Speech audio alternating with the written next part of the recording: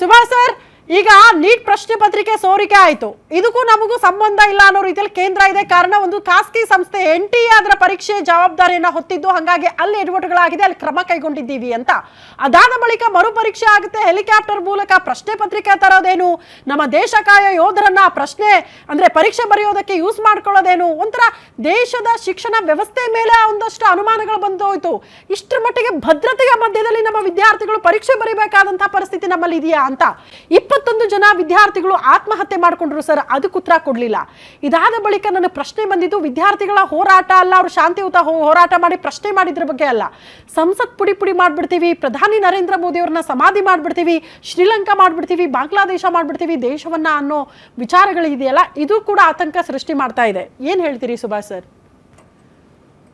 ಶ್ರುತಿ, ಈಗ ಒಂದು ಅಲ್ಲಿ ಹೋರಾಟದೊಳಗಡೆ ಬಂದಂಥ ಕೆಲವು ವಿದ್ಯಾರ್ಥಿಗಳು ಏನೋ ಮಾತಾಡಿದರು, ಅದನ್ನು ಸಂಸತ್ತನ್ನು ನುಗ್ಗಿ ಬಿಡ್ತೀವಿ, ಸಂಸತ್ ಪುಡಿ ಪುಡಿ ಮಾಡ್ತೀವಿ, ಈ ಥರದ್ದು ಯಾರೋ ಮಾತಾಡಿದರು ಅಂತ. ಈ ಮಾಸ್ ಮೂಮೆಂಟ್ಗಳು ನಡೆದಾಗ ಲಕ್ಷಾಂತರ ಜನ ಹೋರಾಟಗಳ ಭಾಗವಹಿಸಿದಾಗ ಈ ಹೋರಾಟವನ್ನು ಯಾರು ಆರಂಭ ಮಾಡಿರ್ತಾರೆ, ಹೋರಾಟದೊಳಗಡೆ ಮುಂಚೂಣಿಯೊಳಗಡೆ ಇರುವಂಥವ್ರು ಯಾರು, ಅವರು ಏನು ಮಾತಾಡ್ತಾ ಇದ್ದಾರೆ, ಅವರು ಏನು ಹೇಳ್ತಾ ಇದ್ದಾರೆ ಅನ್ನೋದನ್ನು ನಾವು ಗಣನೆಗೆ ತೆಗೆದುಕೊಳ್ಳಬೇಕೆ ಹೊರತು, ಈಗ ಇಲ್ಲಿ ಬಂದವರು ಯಾರೋ ಕೆಲವರು ಏನೋ ಮಾತಾಡಿದ್ರು ಅಂತಂದರೆ ಯಾರಿಗೆ ಗೊತ್ತು ಅವ್ರು ಯಾರು ಅಂತೇಳಿ, ಬೇಕಂತ ಉದ್ದೇಶಪೂರ್ವಕವಾಗಿಯೇ ಯಾರೋ ಕೆಲವರು ಬಂದು ಅಲ್ಲಿ ಮಾತಾಡಿರ್ಲಿಕ್ಕೂ ಸಾಕು, ಯಾಕೆ ಅಂತ ಅವಕಾಶ ಇಲ್ವಾ? ಬೇಕಾದಷ್ಟು ಉದಾಹರಣೆಗಳು ಕೂಡ ಇವೆ. ಅದಕ್ಕೆ ಹೋರಾಟವನ್ನು ಆರ್ಗನೈಸ್ ಮಾಡಿದಂಥವ್ರು ಯಾರು, ಅದರೊಳಗಡೆ ಮುಂಚೂಣಿ ಒಳಗಿರುವಂಥ ನಾಯಕರು ಯಾರು, ಅವ್ರು ಏನು ಹೇಳ್ತಾ ಇದ್ದಾರೆ, ಸೋನಮ್ ವಾಂಗ್ಚುಕ್ ಏನು ಹೇಳ್ತಾ ಇದ್ದಾರೆ, ಅಭಿಜಿತ್ ದೀಪ್ಕೆ ಏನು ಹೇಳ್ತಾ ಇದ್ದಾರೆ, ಆ ಕಾಕ್ರೋಚ್ ಜನತಾ ಪಾರ್ಟಿಯ ಕೆಲವರು ಲೀಡರ್ಗಳೆಲ್ಲ ಏನೇನಿದಾರಲ್ಲ ಅವ್ರು ಏನು ಹೇಳ್ತಾ ಇದ್ದಾರೆ, ಅದನ್ನು ನಾವು ಅಧಿಕೃತವಾಗಿ ತೊಗೊಳ್ಬೇಕು, ಅಥವಾ ಅದರ ಆಧಾರದ ಮೇಲೆ ನಾವು ನಮ್ಮ ಒಪಿನಿಯನನ್ನು ಫಾರ್ಮ್ ಮಾಡಬೇಕು ಹೊರತು ಯಾರೋ ಒಬ್ಬರು ಬಂದು ಈಗ ಆಯ್ತಪ್ಪ 1 ಲಕ್ಷ ಜನ ಸೇರಿದ್ದಾರೆ, ಇಬ್ಬರು ಬಂದು ಏನೋ ಮಾತಾಡ್ತಾರೆ, ತುಕಡೆ ಗ್ಯಾಂಗು, ಆಮೇಲೆ ದೇಶದ್ರೋಹಿಗಳು, ದೇಶವನ್ನು ಒಡೆಯುವ ಹುನ್ನಾರ ಅಂಥೇಳೇನು BJP ನಾಯಕರುಗಳು ಮಾತಾಡ್ತಾರಲ್ಲ, ಇದು ಕೇವಲ ಯಾರೋ ಒಬ್ಬ BJP ನಾಯಕರಲ್ಲ, ಎಂಟೈರ್ BJP ಎಲ್ಲ ನಾಯಕರುಗಳ ಅಭಿಪ್ರಾಯ ಕೂಡ ಇದೇ ಆಗಿದೆ. ಏನಂದರೆ ಅಲ್ಲಿ ಬಂದಿರೋರೆಲ್ಲರೂ ಕೂಡ ತುಕಡೆ ಗ್ಯಾಂಗು, ಅಲ್ಲಿ ಬಂದಿರೋರೆಲ್ಲರೂ ಕೂಡ ದೇಶ ವಿರೋಧಿಗಳು, ಅಲ್ಲಿ ಬಂದಿರೋರೆಲ್ಲರೂ ಕೂಡ ಜಾರ್ಜ್ ಸೋರಸ್ನ ಫಂಡ್ನಿಂದನೇ ಬಂದಿದ್ದಾರೆ, ಎಲ್ಲರೂ ಡೀಪ್ ಸ್ಟೇಟ್ನ ಏಜೆಂಟ್ರು ಅನ್ನೋ ರೀತಿ ಒಳಗಡೆ ಇವ್ರು ಮಾತಾಡ್ತಾ ಇದ್ದಾರೆ. ಇವರು ಇದೇ ರೀತಿ ಮಾತಾಡ್ತಾ ಇರಬೇಕು. ಇವ್ರು ಈ ರೀತಿ ಮಾತಾಡ್ತಾ ಇದ್ದಿದ್ದರಿಂದನೇ ಇವತ್ತು ಅವ್ರ ಪರಿಸ್ಥಿತಿ ಹೆಂಗಾಗಿದೆ, ಸಣ್ಣ ಮಕ್ಕಳಿಂದ ಹಿಡ್ಕೊಂಡು ವಯಸ್ಸಾದಂಥ ವಯೋವೃದ್ಧರು ಕೂಡ ಈಗ ಈ ಸರ್ಕಾರವನ್ನು ಭಾಳ ಕೆಟ್ಟದಾಗಿ ನಿಂದನೆ ಮಾಡ್ತಾ ಇದ್ದಾರೆ, ಟೀಕೆ ಮಾಡ್ತಾ ಇದ್ದಾರೆ, ಪ್ರಶ್ನೆ ಮಾಡ್ತಾ ಇದ್ದಾರೆ. ಯಾಕಂತಂದರೆ ಇಷ್ಟೊಂದು ಇನ್ಸೆನ್ಸಿಟಿವ್ ಆದಂಥ ಒಂದು ಪ್ರತಿಕ್ರಿಯೆಯನ್ನು ಸರ್ಕಾರ ಕೊಡ್ತಾ ಇದೆ. Right from prime minister Modi ಎಲ್ಲರೂ ಕೂಡ ಇದನ್ನೇ ಹೇಳ್ತಾ ಇದ್ದಾರೆ ಅವರು. ಆದರೆ ಪ್ರೈಮ್ ಮಿನಿಸ್ಟರ್ ಅವರೆಲ್ಲರೂ ಇಂಡೈರೆಕ್ಟಾಗಿ ಹೇಳ್ತಾರೆ, ಇವರೆಲ್ಲರೂ ಕೆಲವರು ಡೈರೆಕ್ಟಾಗಿ ತುಕಡೆ ಗ್ಯಾಂಗ್ ಅಂತ ಹೇಳ್ತಾರೆ. ಇದರೊಳಗಡೆ ಬೇರೆ ಹೊರಗಡೆ ಶಕ್ತಿಗಳು ಬಂದಿವೆ. ಎಲ್ಲಿ ಹೊರಗಡೆ ಶಕ್ತಿಗಳು ಬಂದಿವೆ, ಯಾರು ಬಂದಿವೆ, ಏನು ಬಂದಿವೆ? ಕಿಸಾನ್ ಹೋರಾಟ ಆದಾಗಲೂ ಕೂಡ ಇದೇ ರೀತಿಯಾದಂಥ ಆರೋಪವನ್ನು ಮಾಡಿದರು. ಹೊರಗಡೆ ಶಕ್ತಿಯನ್ನು ಎಷ್ಟು ಇನ್ವೆಸ್ಟಿಗೇಟ್ ಮಾಡಿದ್ರಿ, ಎಷ್ಟು ಜನರನ್ನ ಪ್ರೂವ್ ಮಾಡಿದ್ರಿ, ಎಷ್ಟು ಜನರಿಗೆ ಶಿಕ್ಷೆ ಕೊಟ್ರಿ? ಇದರೊಳಗೆ ಯಾರಾದರೂ ಹೊರಗಡೆ ಶಕ್ತಿಗಳು ಬಂದಿದ್ರೆ, ಹೊರಗಡೆಯಿಂದ ಫಂಡ್ ಬರ್ತಾ ಇದ್ರೆ ಕೇಂದ್ರ ಸರ್ಕಾರ ಏನು ಮಾಡ್ತಾ ಇದೆ, ಕೇಂದ್ರ ಸರ್ಕಾರದ ಏಜೆನ್ಸಿಗಳು ಏನು ಮಾಡ್ತಾ ಇದ್ದಾವೆ? ಯಾಕೆ ಹೊರಗಡೆಯಿಂದ ಬಂದಿರುವಂಥ ಎಲ್ಲ ಶಕ್ತಿಗಳ ಬಗ್ಗೆ ನೀವು ಇನ್ವೆಸ್ಟಿಗೇಟ್ ಮಾಡಿ ಅವ್ರನ್ನ ಅರೆಸ್ಟ್ ಮಾಡಿ ಒಳಗಡೆ ಹಾಕಲ್ಲ? ಇದು ನಿಮ್ಮ ವೈಫಲ್ಯ ಅಲ್ವಾ? ಇಷ್ಟೊಂದು ದೊಡ್ಡ ಪ್ರಮಾಣದೊಳಗಡೆ ಅಲ್ಲಿ ಜನ ಬರ್ತಾರೆ ಅಂತಂದರೆ ಆ ಮಕ್ಕಳಿಗೆ ಯಾವ ರೀತಿ ಹೊಡೆದಾರೆ ಅಂತ ಯಾರಾದರೂ ಸ್ವಲ್ಪ ಆ ವಿಡಿಯೋಗಳನ್ನು ನೋಡಿದರೆ ಕಣ್ಣಲ್ಲಿ ನೀರೆಲ್ಲ ರಕ್ತ ಬರ್ತದೆ. 21 ಜನ ವಿದ್ಯಾರ್ಥಿಗಳು ಆತ್ಮಹತ್ಯೆ ಮಾಡ್ಕೊಂಡಿದ್ದಾರೆ. ಯಾರಾದರೂ ಈ BJP ನಾಯಕರುಗಳು ಕೂತು ಮಾತಾಡ್ತಾರಲ್ಲ, ಅವ್ರ ಮನೆ ಒಳಗಿನ ಮಕ್ಕಳು ಏನಾದರೂ ಆತ್ಮಹತ್ಯೆ ಮಾಡ್ಕೊಂಡಿದ್ರೆ ಅವ್ರಿಗೆ ಏನು ಅನಿಸ್ತಿತ್ತು? ಯೋಚನೆ ಬರಲ್ಲ ಅವ್ರಿಗೆ? ಒಂದು ಸಾಂತ್ವನ ಕೂಡ ಇಲ್ವಲ್ರಿ? ಒಂದು ಅವ್ರ ಬಗ್ಗೆ ಒಂದು ಕರುಣೆ ಕೂಡ ಇಲ್ಲ, ಸಾಂತ್ವನದ ಮಾತಿಲ್ಲ, ಅವ್ರನ್ನ ತುಕಡೆ ಗ್ಯಾಂಗ್ ಅನ್ನೋದು. ಇಷ್ಟೊಂದು ಇನ್ಸೆನ್ಸಿಟಿವ್ ಆಗಿ ಸರ್ಕಾರ ಇರ್ಲಿಕ್ಕೆ ಹೆಂಗೆ ಸಾಧ್ಯ? ಮತ್ತಿಷ್ಟೆಲ್ಲ ಆದ್ಮೇಲೂ ಕೂಡ ಅವ್ರು ಅವಾಗ ಬಂದರು, ಇವ್ರು ಇವಾಗ ಬಂದರು, ಯಾರು ಯಾವಾಗ ಬಂದರು ಅನ್ನೋದು ಮುಖ್ಯ ಅಲ್ಲ. ಕಾಂಗ್ರೆಸ್ನವ್ರು ಯಾವಾಗ ಬಂದರು, ಆಮ್ ಆದ್ಮಿ ಪಾರ್ಟಿಯವ್ರು ಯಾವಾಗ ಬಂದರು, ಇವ್ರು ಇಷ್ಟು ದಿವಸ ಏನು ಮಾಡ್ತಿದ್ರು, ಅವ್ರು ಇಷ್ಟು ದಿವಸ ಏನು ಮಾಡ್ತಾ ಇದ್ರು, ಈ ಎಲ್ಲ ನಿಮ್ಮ ಚಿಲ್ಲರೆ ರಾಜಕೀಯವನ್ನು ಚುನಾವಣೆ ಸಂದರ್ಭದಲ್ಲಿ ಇಟ್ಕೊಳ್ಳಿ. ಇದು ಚಿಲ್ಲರೆ ರಾಜಕಾರಣ ಮಾಡುವಂತ ವಿಚಾರ ಅಲ್ಲ. ಪ್ರಶ್ನೆ ಏನು ಅಂದ್ರೆ ಪತ್ರಿಕೆ ಲೀಕ್ ಆಗಿದೆಯೋ ಇಲ್ವೋ, ಅದು 21 ವಿದ್ಯಾರ್ಥಿಗಳು ಆತ್ಮಹತ್ಯೆ ಮಾಡ್ಕೊಂಡಿದಾರೋ ಇಲ್ವೋ, ಅದು ಪ್ರಶ್ನೆ. ಇದು ಮಾಡ್ಕೊಂಡಿದ್ದಾರೆ. ಸೋನಮ್ ವಾಂಗ್ಚುಕ್ 25 ದಿನಗಳಿಂದ ಉಪವಾಸ ಸತ್ಯಾಗ್ರಹ ಮಾಡ್ತಾ ಇದಾರೋ ಇಲ್ವೋ, ಅದು ಪ್ರಶ್ನೆ. ಯಾರನ್ನೂ ಕೂಡ ಇಲ್ಲಿವರೆಗೂ ಕೂಡ ಶಿಕ್ಷೆ ಕೊಟ್ಟಿಲ್ಲ, ಅದು ಪ್ರಶ್ನೆ. ನೀವು NTA ಬಗ್ಗೆ ಹೇಳಿದ್ರಿ, NTA ಒಂದು ಪ್ರೈವೇಟ್ ಏಜೆನ್ಸಿ, ಅವ್ರು ಯಾರೋ ತಪ್ಪು ಮಾಡಿಬಿಟ್ಟಿದ್ದಾರೆ, ನಮ್ಗೆ ಸಂಬಂಧ ಇಲ್ಲ ಅಂತೆ.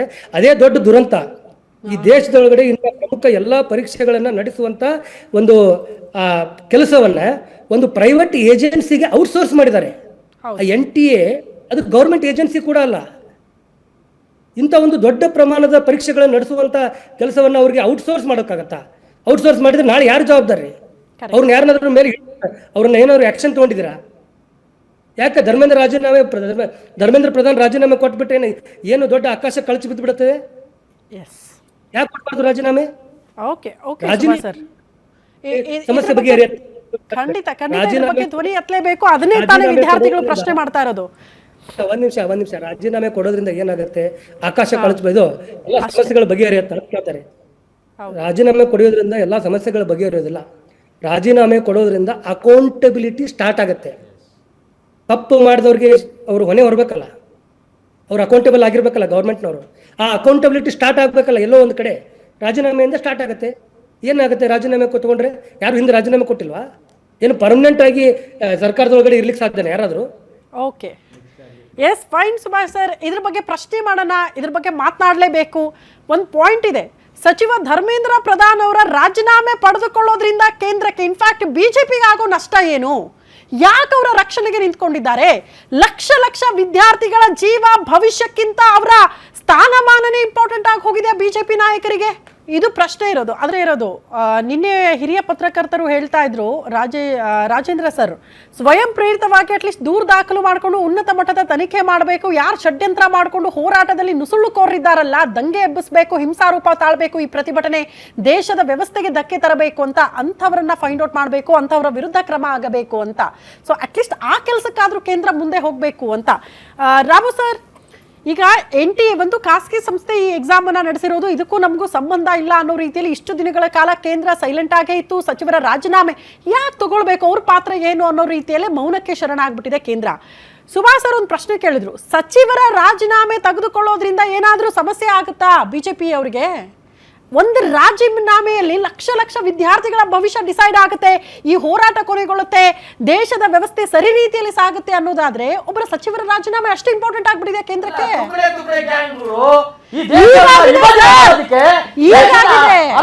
ಸೃಷ್ಟಿ ಮಾಡೋದಕ್ಕೆ ಅವ್ರು ಬರ್ತಕ್ಕಂಥವ್ರು ಈ ಖಲಿಸ್ತಾನಿಗಳು ಬಂದು ಅವ್ರು ಜೆಂಡಾ ಹಿಡ್ಕೊಂಡು ನಿಂತ್ಕೋತಾರೆ. ಖಲಿಸ್ತಾನ್ ಮುಗಿದಕ್ಕೆ ವಿದ್ಯಾರ್ಥಿ ಸಂಬಂಧ ಏನಿದೆ? ಅವ್ರು ಯಾರವರು? ಈ ಖಲಿಸ್ತಾನಿಗಳು ತುಕಡಿಗಳು ಬಂದ್ಬಿಟ್ಟು ದೇಶದ ಬಗ್ಗೆ, ದೇಶದ ಒಂದು ಐಕ್ಯತೆ ಬಗ್ಗೆ ಕಾಪಾಡೋದು ಬಿಟ್ಟು ಅವ್ರು ಮಾತಾಡ್ತಾರಂದ್ರೆ, ರಾಜೀನಾಮೆ ಕೊಟ್ರೆ ನಾಳೆ ಪ್ರಧಾನಮಂತ್ರಿಗಳು ರಾಜೀನಾಮೆ ಕೊಡ್ತಾರೆ, ದೇಶನ ಬಿಟ್ಟು ಹೋಗಿ ಅಂತಾರೆ. ದೇಶಭಕ್ತ ರಾಜಕೀಯ ಪಕ್ಷ ನಮ್ದು, ದೇಶಭಕ್ತರು ದೇಶಕ್ಕಾಗಿ ಪ್ರಾಣ ಕೊಡ್ತೇವೆ. ಆಗಿರೋದ್ರಿಂದ ಯಾವ ಕಾರಣಕ್ಕೂ ಯಾರೋ ತುಕಡಿಗಳು ಖಲಿಸ್ತಾನಿಗಳು ಮಾತಾಡ್ತಾರ ತಕ್ಷಣ ರಾಜೀನಾಮೆ ಕೊಡೋಕ್ಕಾಗಲ್ಲ. ಇಮಿಡಿಯೇಟ್ ಆಗಿ ಯಾರು ತಪ್ಪು ಮಾಡಿದ್ರು ಅವ್ರು ಅರೆಸ್ಟ್ ಮಾಡಿದ್ದಾರೆ. ಅವರು ABVP ಅಂತ ಹೇಳಿದ್ರು. ರಾಮು ಸರ್, ಅಲ್ಲಿಗೊಂದು ಕ್ಲಾರಿಟಿ ಆಯ್ತು. ರಾಮು ಸರ್, ಮುಗಿಸ್ಕೊಂಡ್ಬಿಡ್ತೀನಿ ಎಲ್ಲರದು. ನಿಮ್ದು ಕ್ವಿಕ್ ಆಗಿ ಮುಗಿಸ್ಬಿಡಿ ಸರ್, ಯಾಕಂದ್ರೆ ಪೂರ್ತಿ ಡಿಬೇಟ್ ಪೂರ್ತಿ ನೀವೇ ಮಾತಾಡಕ್ಕಾಗಲ್ಲ. ನನಗೆ ಮಾತಾಡಕ್ ಕೊಡೋದು ಒಂದೇ ಸರಿ, ಕ್ವಿಕ್ ಆಗಿ ಮುಗಿಸ್ಬಿಡಿ. ಅಲ್ಲ, ಇವತ್ತು ಹಿರಿಯ ಮುತ್ಸದಿ ನಾಯಕರಾಗಿರ್ತಕ್ಕಂಥ ಮಲ್ಲಿಕಾರ್ಜುನ್ ಖರ್ಗೆ ವಿರೋಧ ಪಕ್ಷ ನಾಯಕರು ರಾಜ್ಯಸಭೆಯ ವಿರೋಧ ಪಕ್ಷ ನಾಯಕರು ಹಿರಿಯರು.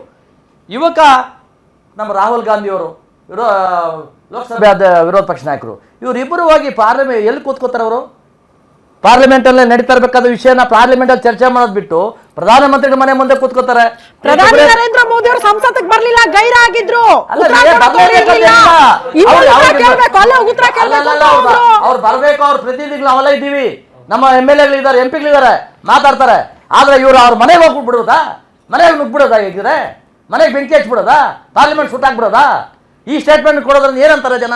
ದೇಶದ ಜನ ಏನಂತ ಹೇಳ್ತಾ ಇದ್ದಾರೆ ಕಾಂಗ್ರೆಸ್ನವ್ರನ್ನ? ಇವತ್ತು ಆಮ್ ಆದ್ಮಿ ಪಾರ್ಟಿ ಅವ್ರು ನಗ್ತಾ ಇದ್ದಾರೆ, ಬಹಳ ಖುಷಿ ಆಗ್ತಾ ಇದೆ ಅವ್ರಿಗೆ. ಇದೆಲ್ಲ ಈ ತರ ಆದ್ರೆ ಹಿಂಸಾಚಾರ. ನೀವು ದೆಹಲಿನ ಆಳ್ದವರು, ದೆಹಲಿನಲ್ಲಿ ಏನೆಲ್ಲ ಅರಾಜಕತೆ ಸೃಷ್ಟಿ ಮಾಡಕ್ ಕೊಟ್ಟಿದ್ದೀರಿ. ಇವತ್ತು ಅಲ್ಲಿ ಏನು ರೌಡಿಗಳನ್ನ ಗೂಂಡಾಗಳನ್ನ ಕರ್ಕೊಂಡ್ಬಂದು ನೀವು ಮಾಡ್ತಾ ಇದ್ರೆ ಏನೋ ಟ್ವೀಟ್ ಮಾಡ್ತಾರೆ. ಯಾಕೆ ನೀವು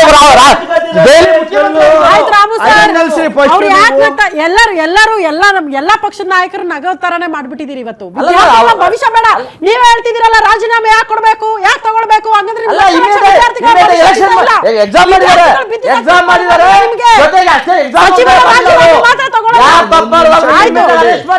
ಅಯ್ಯೋ ಆಯ್ತು ಬಿಡಿ, ಆದ್ರೆ ಇಡೀ ಜವಾಬ್ದಾರಿ ಹೊತ್ತವ್ರು ಯಾರು? ಇಲಾಖೆ ಜವಾಬ್ದಾರಿ ಹೊತ್ತವ್ರು ಯಾರು? ಸಾಮೂಹಿಕ ಜವಾಬ್ದಾರಿ ಇದು, ಒಬ್ಬರ ಜವಾಬ್ದಾರಿ ಅಲ್ಲ ಇದು. ಆಯ್ತು ಬಿಡಿ.